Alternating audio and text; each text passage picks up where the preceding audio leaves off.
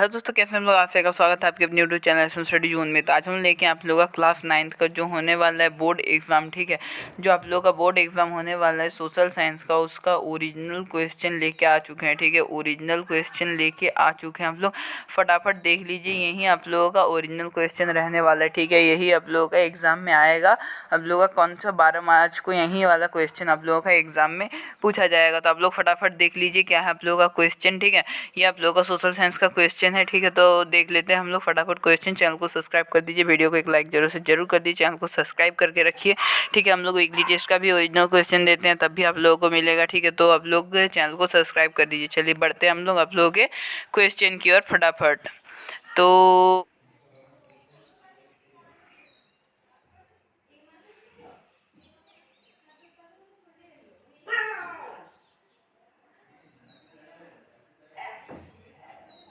हम लोग यहाँ पे आ चुके हैं आप लोगों को क्वेश्चन के। ठीक है, आप लोगों का पहला क्वेश्चन में क्या बोला है, फ्रांस की मुद्रा इकाई लिब्रे को किस वर्ष समाप्त कर दिया गया था। तो फ्रांस की मुद्रा लिब्रे को आप लोगों का 1794 में समाप्त कर दिया गया था। ठीक है, चलिए दूसरा क्वेश्चन आप लोगों का क्या बोला गया है, फ्रांसीसी सरकार करों में वृद्धि के लिए बाध्य क्यों हो गई थी। तो फ्रांसीसी सरकार करों में वृद्धि के लिए बाध्य क्यों हो गई थी, तो बढ़ते जा रहे कर्ज को चुकाने के लिए, ठीक है, सोने के रखरखाव के लिए और राज दरबार को सरकारी कार्यालयों को चलाने के लिए। तो इनमें से सभी इसका करेक्ट आंसर हो जाएगा। ये तीनों के कारण आप लोगों का उसमें कर लेने के लिए बाध्य हो गया था। चलिए थर्ड नंबर क्वेश्चन हम लोग, फ्रांस की पूरी आबादी का लगभग 90% कौन लोग थे। तो फ्रांस की पूरी आबादी का लगभग 90% लोग थे किसान। ठीक है, ऑप्शन नंबर 1 इसका करेक्ट है। चलिए चौथा नंबर है, 1748 में the spirit of the laws की रचना किसने की। तो ये किसने किया था आप लोगों का, मॉन्टेस्क्यू। ठीक है, मॉन्टेस्क्यू। चलिए ऑप्शन नंबर 3 इसका करेक्ट हो जाएगा, मॉन्टेस्क्यू। चलिए आगे देखते हैं हम लोग क्या है आप लोगों का पांचवा नंबर क्वेश्चन में क्या पूछा गया है, जब 1791 में फ्रांस की नेशनल असेंबली में संविधान का प्रारूप पूरा कर लिया तो उसका मुख्य उद्देश्य क्या था। तो इसका मुख्य उद्देश्य क्या था, तो ये था आप लोगों का सम्राट की शक्तियों को सीमित करना। ठीक है, ऑप्शन नंबर 1 इसका करेक्ट हो जाएगा। चलिए पांचवा हो गया। अब छठा नंबर क्वेश्चन देखेंगे हम लोग क्या है। छठा नंबर क्वेश्चन में बोला गया है, फ्रांसीसी उपनिवेशों में कौन सी प्रथा का उन्मूलन जैकोबिन शासन के क्रांतिकारी समाज सुधारों में से एक था। तो कौन सा था, तो दास प्रथा हो जाएगा इसका आंसर। ठीक है, ऑप्शन नंबर 2 इसका बिल्कुल करेक्ट है। चलिए सातवां नंबर देखते हैं हम लोग क्या है, निम्न में से कौन यूरोप में एक राष्ट्र चाहते थे जिसमें सभी धर्मों को बराबर सम्मान और जगह मिले। तो आप लोग का क्या हो जाएगा, कौन, तो इसका आंसर हो जाएगा उदारवादी। ठीक है, उदारवादी चाहते थे कि एक राष्ट्र चाहते जिसमें सभी धर्मों को बराबर सम्मान और जगह मिले। चलिए सातवां नंबर क्वेश्चन का ऑप्शन नंबर ए इसका करेक्ट हो जाएगा। चलिए आगे देखते हैं, सातवां नंबर हो गया। अब आठवां नंबर क्वेश्चन को हम लोग देखेंगे क्या है। आठवां नंबर क्वेश्चन में आप लोगों का पूछा गया है, निम्न में से किसका विश्वास था कि खुद को पूंजीवादी शोषण से मुक्त कराने के लिए मजदूरों को एक अत्यंत भिन्न किस्म का समाज बनाना होगा। तो इसका क्या आंसर हो जाएगा, इसका आंसर हो जाएगा थर्ड। ठीक है, कार्ल मार्क्स। ठीक है, कार्ल मार्क्स, ऑप्शन नंबर 3, 8 का 3। चलिए 9 नंबर देखते हैं हम लोग क्या है। हम लोग का फिनलैंड, लातविया, लिथुआनिया, एस्टोनिया तथा पोलैंड में एक कुछ हिस्सों में किस साम्राज्य के अंग थे, तो रूसी थे। ठीक है, कुछ हिस्से किस साम्राज्य के अंग थे, तो रूसी साम्राज्य के।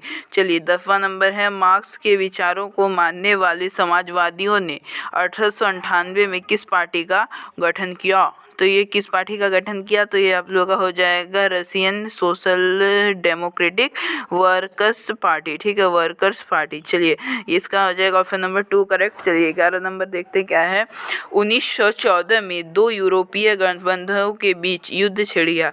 एक खेमे में जर्मनी, ऑस्ट्रिया और तुर्की थे, तो दूसरे खेमे कौन कौन से देश थे, तो ये थे आप लोगों का कौन सा ऑप्शन नंबर इसका 1 करेक्ट है। ठीक है, फ्रांस, ब्रिटेन एवं रूस थे। ठीक है, फ्रांस, ब्रिटेन और रूस। 11 का ऑप्शन नंबर 1 करेक्ट हो जाएगा। चलिए आगे देखेंगे 12 नंबर क्वेश्चन में क्या पूछा गया आप लोगों का।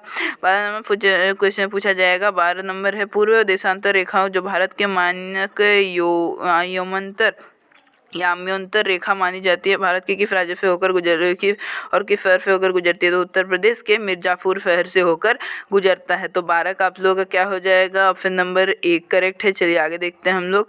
ठीक है, चलिए इसका हो जाएगा ऑप्शन नंबर 1 करेक्ट हो जाएगा। चलिए 12 का हो गया। 13 का देखते हैं हम लोगों का। पश्चिम में यूरोपीय देशों में एवं पूर्वी एशियाई देशों में कौन सा सागर मिलता है? तो कौन सा सागर मिलता है आप लोगों का? इसका जो करेक्ट आंसर हो जाएगा वो आप लोगों का हो जाएगा पश्चिम में यूरोपीय देशों में एवं पूर्वी एशिया देशों में कौन सा सागर मिलता है? तो ये आप लोगों को कौन सा सागर मिलेगा? यहाँ पे आप लोगों का जो मिलेगा हिंद महासागर मिलेगा। ठीक है, हिंद महासागर। चलिए 14 नंबर देखते हैं हम लोग। भारत की भूमि की सीमाएं उत्तर पश्चिम में के किस देश के साथ जुड़ी है? तो किस देश के साथ जुड़ी है? तो इसका जो करेक्ट आंसर हो जाएगा आप लोगों का पाकिस्तान एवं अफगानिस्तान के साथ। आगे देखेंगे हम लोग क्या है। सतलुज एवं सिंधु के बीच स्थित हिमालय के भाग को किस नाम से जाना जाता है? तो किस नाम से जाना जाता है? हिमाचल हिमालय के नाम से जाना जाता है। हिमाचल हिमालय। चलिए हो गया आप लोगों का 15 का आंसर हो जाएगा ऑप्शन नंबर 1। ठीक है, चलिए आगे देखते हैं हम लोग क्या है। आगे देखते हैं 15 हो गया। अब 16वां नंबर क्वेश्चन देख लेते हैं हम लोग। 16 नंबर क्वेश्चन में आप लोग क्या पूछा जाएगा कल? तो 16 नंबर क्वेश्चन में आप लोगों का देखिए यहाँ पे 15 का हो जाएगा 1। चलिए 16 का देखते हैं हम लोग क्या है। पटकाई, नागा, मिजो तथा मणिपुर निम्न में से किनके नाम हैं? तो ये किनके नाम है आप लोगों का? पटकाई, नागा, मिजो, मणिपुर निम्न में से किसके नाम है? तो ये आप लोगों का पहाड़ियों के नाम है। ठीक है, पहाड़ियों का नाम है। चलिए आगे देखते हैं हम लोग क्या है। आप लोगों का भारत का उत्तरी मैदान जो जलोढ़ मृदा से बनी है उसका निर्माण किन नदियों के द्वारा हुआ है? तो किन नदियों के द्वारा हुआ है? तो आंसर क्या हो जाएगा आप लोगों का? सिंधु, गंगा, ब्रह्मपुत्र। ऑप्शन नंबर 3 इसका करेक्ट होगा। सिंधु, गंगा, ब्रह्मपुत्र। चलिए आगे देखेंगे हम 18 नंबर क्वेश्चन देख लीजिए। क्या आप लोगों का क्या है? 18 नंबर में बोला गया है किन कारणों से भारत का उत्तरी मैदान कृषि की दृष्टि से सर्वाधिक उत्पादक क्षेत्र माना जाता है? तो कृषि की दृष्टि से सर्वाधिक उत्पादित क्षेत्र माना जाता है। तो क्या हो जाएगा आप लोगों का? देखिए, समृद्ध मृदा आवरण, प्रचुर पानी उपलब्ध और अनुकूल जलवायु, दिन में से सभी इसका करेक्ट आंसर हो जाएगा। आगे देखते हैं हम लोग क्या है। आप लोगों का 19 नंबर क्वेश्चन में आप लोग क्या बोला गया है? 19 नंबर क्वेश्चन में बोला गया है आप लोगों का मानसरोवर झील किस देश में स्थित है? तो आप लोगों का किस में है? तिब्बत में स्थित है। ठीक है, चलिए आगे देखते हैं हम लोग क्या है। सतलुज, ब्यास, रावी, चेनाब तथा झेलम आपस में मिलकर पाकिस्तान के मिठानकोट के पास किस नदी में मिल जाती है? तो सिंधु नदी में मिल जाता है। ठीक ना, चलिए 20 का ऑप्शन नंबर 2 करेक्ट हो जाएगा, सिंधु। चलिए आगे देखते हैं 21 नंबर क्वेश्चन में क्या बोला गया आप लोगों का। कश्मीर घाटी का एक प्रसिद्ध झील का नाम क्या है? तो कश्मीर घाटी का जो प्रसिद्ध झील है उसका नाम आप लोगों का क्या हो जाएगा? तो उसका नाम हो जाएगा आप लोगों का डल। ठीक है, ऑप्शन नंबर 1 इसका करेक्ट हो जाएगा, डल। ठीक है, ऑप्शन नंबर 1 इसका बिल्कुल करेक्ट है, डल हो जाएगा इसका आंसर। चलिए अब हम देखेंगे 22 नंबर क्वेश्चन क्या है। झीलों के निर्माण से क्या लाभ होता है? तो झीलों के निर्माण से क्या लाभ है? तो क्या हो जाएगा आप लोगों का? जल विद्युत उत्पादन। ठीक है, और आसपास के क्षेत्रों में जलवायु को सामान्य बनाती है और प्राकृतिक सुंदरता। तो आंसर क्या हो जाएगा इनमें से सभी। चलिए 23 नंबर देखते हैं हम लोग क्या है। 23 नंबर क्वेश्चन में बोला गया निम्न से शासन का एक ऐसा रूप कौन है जिसमें शासकों का चुनाव लोग करते हैं? क्या हो जाएगा इसका आंसर आप लोगों का? लोकतंत्र हो जाएगा। ऑप्शन नंबर 1 इसका बिल्कुल करेक्ट है, लोकतंत्र में कहा किया जाता है ऐसा शासन। ठीक है, 24 नंबर देखते हैं हम लोग। वर्ष 2002 में पाकिस्तान में किस राष्ट्रपति के द्वारा लीगल फ्रेमवर्क ऑर्डर के जरिए वहाँ के संविधान को बदल डाला गया? तो किसके जरिए वहाँ के संविधान को बदल डाला गया? तो यहाँ पे आप लोगों का बदला गया परवेज मुशर्रफ। ठीक है, परवेज मुशर्रफ के क्या है संविधान के बदल डाला गया ना। तो हाँ, तो परवेज मुशर्रफ। चलिए ऑप्शन नंबर 6 का करेक्ट था। 25 नंबर देखते हैं। लोकतंत्र के विपक्ष में दिया गया तर्क निम्न से कौन है? तो आप लोगों का निम्न से कौन सा लोकतंत्र के विपक्ष में दिया गया है? तो क्या हो जाएगा? चारों में से देखिए, चारों में से कौन सा करेक्ट हो जाएगा इसका? तो इसका करेक्ट आंसर हो जाएगा आप लोगों का ऑप्शन नंबर 2। ठीक है, इनमें अनुत्तरदायी शासन पाया जाता है, अनुत्तरदायी शासन। ठीक है, 2 हो जाएगा इसका आंसर। 25 का ऑप्शन नंबर 2 करेक्ट है। चलिए आगे देखेंगे आप लोग। 25 हो गया। 26 नंबर देखते हैं हम लोग फटाक से क्या है। लोकतंत्र में किसी समस्या के समाधान में किसकी भूमिका अधिक महत्वपूर्ण होती है? किसी समस्या के समाधान में किसकी भूमिका अधिक महत्वपूर्ण होती है? तो ये होती है विपक्षी दल, मीडिया और सत्तारूढ़ दल, या फिर इनमें से सभी। तो क्या हो जाएगा? इनमें से सभी हो जाएगा। ठीक है, ऑप्शन नंबर 4 इसका करेक्ट है। चलिए अब हम लोग का 27 नंबर देखते हैं हम लोग क्या है। आज की दुनिया में लोकतांत्रिक शासन व्यवस्था का सबसे आम रूप है? तो क्या है आप लोगों का? लोकतांत्रिक शासन व्यवस्था का सबसे आम रूप कौन सा हो गया है? तो लोगों द्वारा चुने गए प्रतिनिधियों के माध्यम से शासन चलाना। ठीक है, ऑप्शन नंबर एक हो जाएगा इसका आंसर। ऑप्शन नंबर 1 हो जाएगा। ये 2, 3, 4 कोई नहीं हो सकता। ठीक है, ऑप्शन नंबर 1 इसका करेक्ट है। चलिए 28 नंबर क्वेश्चन क्या है आप लोग का? नेल्सन मंडेला को दक्षिण अफ्रीका के सबसे भयावह जेल में 28 वर्षों तक रहना पड़ा। ये वह जेल किस द्वीप में स्थित है? तो है रोबेन द्वीप में। ठीक है, रोबेन द्वीप में। चलिए ऑप्शन नंबर 4 इसका करेक्ट है। चलिए 29 नंबर देखते हैं हम लोग का। दक्षिण अफ्रीका में रंगभेद के खिलाफ जब जनता के संघर्ष और विरोध बढ़ने लगता है तो वहाँ की सरकार ने अपनी नीतियों में क्या बदलाव शुरू किया? तो क्या हो जाएगा? भेदभाव वाले कानून वापस लिए, राजनीतिक दलों पर लगा प्रतिबंध उठा लिया और नेल्सन मंडेला को आज़ाद कर दिया। तो इनमें से सभी इसका करेक्ट आंसर हो जाएगा। ठीक है, चलिए आगे देखते हैं हम लोग क्या है आप लोग का 30 नंबर क्वेश्चन में क्या बोला गया है? लोकतांत्रिक शासन वाले देशों में किसका होना जरूरी माना जाता है? ठीक है, तो लोकतांत्रिक शासन होने आप लोगों का वाले देश में किसका होना जरूरी माना जाता है? तो संविधान का होना जरूरी माना जाता है। ठीक है, चलिए इसका हो जाएगा 30 का आंसर हो जाएगा ऑप्शन नंबर 2। चलिए अब 31 का देखते हैं क्या आप लोगों का क्वेश्चन। भारत में देश ने किस आधार पर हुए बंटवारे की विभीषिका झेली थी? तो ये झेली थी आप लोगों का क्या हो जाएगा? आप लोगों का ऑप्शन नंबर इसका करेक्ट हो जाएगा 1। ठीक है, धर्म के आधार पर विभीषिका झेली थी। चलिए 32 का देखते हैं हम लोग फटाफट। 32 का देखते हैं। 32 में क्या पूछा गया था? क्या पूछा गया आप लोगों का? 32 में आप लोगों का पूछा गया है संविधान प्रमुख रूप से क्या काम करता है? तो संविधान प्रमुख रूप से आप लोगों का काम क्या करता है? तो इसका लोगों के बीच जरूरी भरोसों को सहयोग विकसित, ठीक है, सरकार के अधिकारों की सीमा तय करता है और समाज में गठन के लोगों की आकांक्षाओं को व्यक्त करता है। इनमें से सभी करेक्ट आंसर है। ठीक है, इसका चलिए इनमें से सभी इसका करेक्ट आंसर है। आगे देखते हैं हम लोग क्या है आप लोगों का 33 का आंसर क्या है आप लोग? सॉरी 33 नंबर क्वेश्चन क्या है आप लोगों का? पालमपुर में निकटतम बड़े गाँव का नाम क्या है? पालमपुर के निकटतम बड़े गाँव का नाम क्या है? तो इसका क्या नाम है आप लोगों का?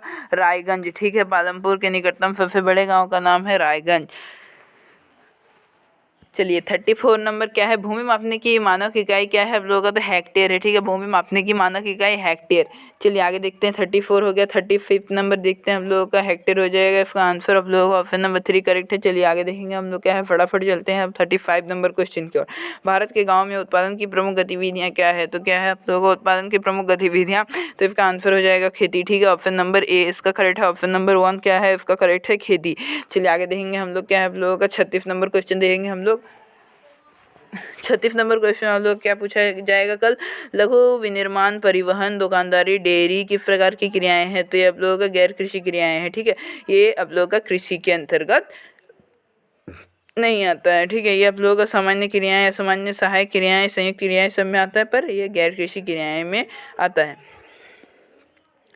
आर्थिक विकास की दृष्टि से कौन सर्वाधिक महत्वपूर्ण है? ठीक है, आर्थिक विकास की दृष्टि से कौन सर्वाधिक महत्वपूर्ण है? तो कौन सबसे महत्वपूर्ण है आप लोगों का? तो ये हो जाएगा आप लोगों का ऑप्शन नंबर इसका करेक्ट कौन सा है? ऑप्शन नंबर 2 इसका करेक्ट है, मानवीय पूंजी। ठीक है, आर्थिक विकास की दृष्टि से कौन सर्वाधिक महत्वपूर्ण है? तो मानवीय पूंजी सबसे ज़्यादा महत्वपूर्ण होता है। चलिए आगे देखते हैं हम लोग क्या है। 37 हो गया। 38 नंबर क्वेश्चन आप लोग क्या पूछा गया है? निम्न में से कौन से कारक जनसंख्या की गुणवत्ता को बढ़ाता है? निम्न से कौन से कारक जनसंख्या की गुणवत्ता को बढ़ाता है? तो साक्षरता दर, लोगों का स्वास्थ्य, कौशल निर्माण या फिर इनमें से सभी? तो 38 का करेक्ट आंसर ऑप्शन नंबर 4। ठीक है, इनमें से सभी। चलिए आगे देखेंगे 38 हो गया। 39 देखते हैं। ऐतिहासिक और सांस्कृतिक कारणों से परिवार के महिलाओं और पुरुषों के बीच किसका विभाजन हुआ रहता है? तो किसका विभाजन हुआ रहता है? तो इसका क्या आंसर हो जाएगा? ऑप्शन नंबर 3 इसका करेक्ट हो जाएगा। ठीक है, श्रम का विभाजन हुआ रहता है। चलिए आगे देखते हैं हम लोग। 39 हो गया। 40 नंबर देखेंगे, लास्ट क्वेश्चन है आप लोगों का। ठीक है, तो लास्ट क्वेश्चन देख लेते हैं हम लोग फटाफट। चलिए लास्ट क्वेश्चन में आ चुके हैं हम लोग। किस प्रकार की जनसंख्या अर्थव्यवस्था पर बोझ होती है? 40 नंबर है। किस प्रकार की जनसंख्या अर्थव्यवस्था पर बोझ होती है? तो कौन सा जनसंख्या आप लोगों का अर्थव्यवस्था पर बोझ होगा? तो निरक्षर और अस्वस्थ। ठीक है, निरक्षर मतलब बिना पढ़ा लिखा और अस्वस्थ मतलब जिसका शरीर स्वास्थ्य ठीक नहीं है, तो ये आप लोगों का बोझ होता है। ठीक है, तो चलिए आज के वीडियो में इतना ही। मिलते हैं एक न्यू वीडियो में न्यू टॉपिक के साथ। चैनल को सब्सक्राइब कर दीजिए फटाफट, ताकि आप लोगों को हर बार ऐसी क्वेश्चन की वीडियो मिलते रहे, और वीडियो को लाइक जरूर से जरूर कर दीजिए। मिलते हैं, धन्यवाद।